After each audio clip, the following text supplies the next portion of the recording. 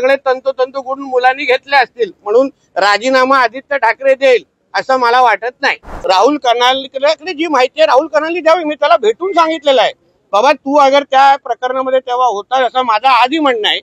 तिच्या वडिलांनी ज्या वडिलांनी आपली एक तरुण मुलगी गमावली तिचं त्या डिसेंबरला लग्न होणार होतं।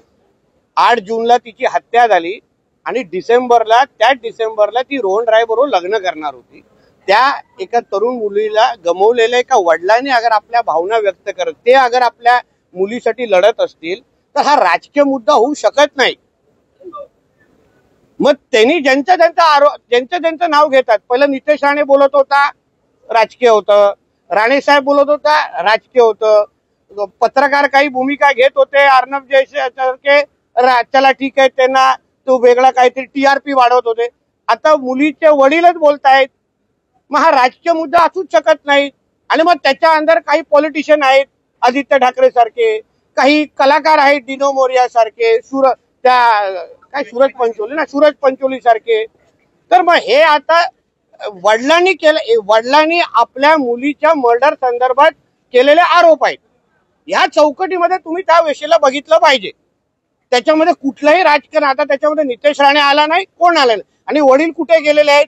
कोर्टात गेलेले आहेत। सरकारकडे आलेले आहेत का? मुख्यमंत्र्यांकडे तक्रार केली आहे? नाही। ते अधिकृत डॉक्टर बाबासाहेब आंबेडकरांनी तयार केलेल्या संविधानाच्या अनुसार जे प्रत्येक नागरिकाला जो अधिकार दिलाय त्या अधिकारानुसार ते दाद मागतायत।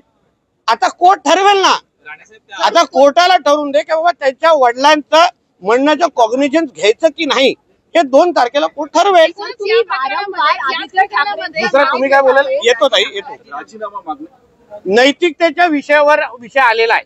नैतिकतेच्या विषयावर आता नैतिकता आणि उद्धव ठाकरेचं कुटुंब याचा जवळपास संबंध नाही। नैतिकता खरंच उद्धव ठाकरे मध्ये असती तर विधान परिषदेच्या आमदारकीचा राजीनामा दिला असता।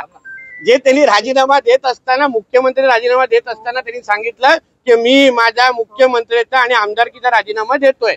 बेशर्मासारखा येऊन बसता तिथे। तो म्हणजे नैतिक वडिलांचे सगळे तंतोतंत गुण मुलांनी घेतले असतील म्हणून राजीनामा आदित्य ठाकरे देईल असं मला वाटत नाही। सर तुम्ही वारंवार आदित्य ठाकरेंचं नाव घेतात, मात्र जेव्हा प्रकरण घडलं तेव्हा तुम्ही विरोधात होतात, तेव्हा राहुल कर्नालचं देखील नाव तुम्ही जोडलं होतं प्रकरणामध्ये। त्यांनी तुम्हाला नोटीस देखील पाठवली होती माफी मागण्याची। आता तुम्ही त्यांचं नाव या संपूर्ण प्रकरणामध्ये घेत नाही आहात? घेतोय। तुम्ही विचारला त्याच्या संदर्भात प्रश्न? आता तेच विचारलं। हा, राहुल कर्नालकडे जी माहिती आहे राहुल कर्नालनी द्यावी। मी त्याला भेटून सांगितलेलं आहे, बाबा तू अगर त्या प्रकरणामध्ये तेव्हा होता असं माझं आधी म्हणणं आहे तर तुम्ही माहिती दे।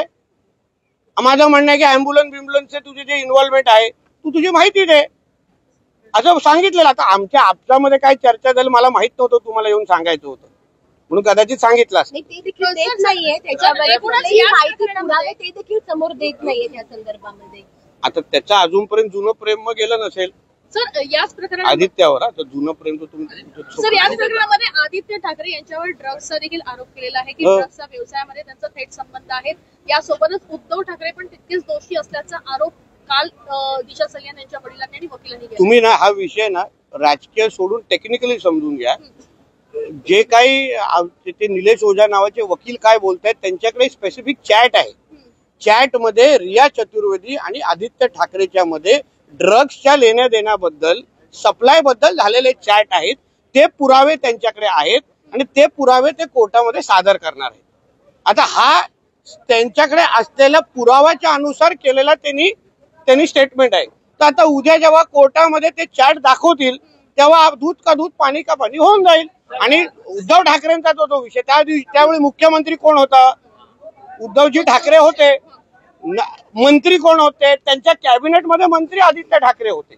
समजून घ्या टेक्निकली हा विषय तुम्ही समजला म्हणून मुख्यमंत्री जबाबदार धरणार की नाही?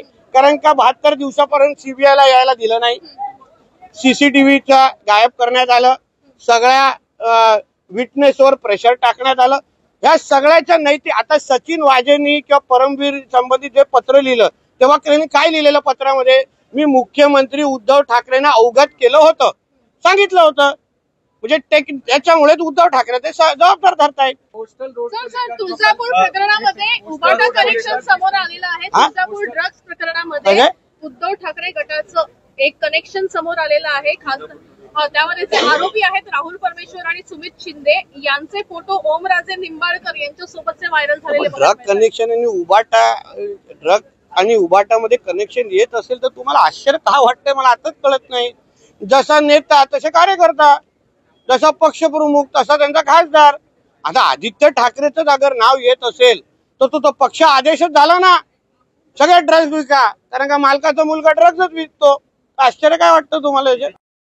नवनवीन घडामोडी पाहण्यासाठी स्टार महाराष्ट्र न्यूजला सबस्क्राईब करा आणि ताज्या बातम्यांचे अपडेट मिळवण्यासाठी बेल आयकॉनला प्रेस करा आणि परिपूर्ण बातमी बरोबर रहा, इतरांपेक्षा एक पाऊल पुढे.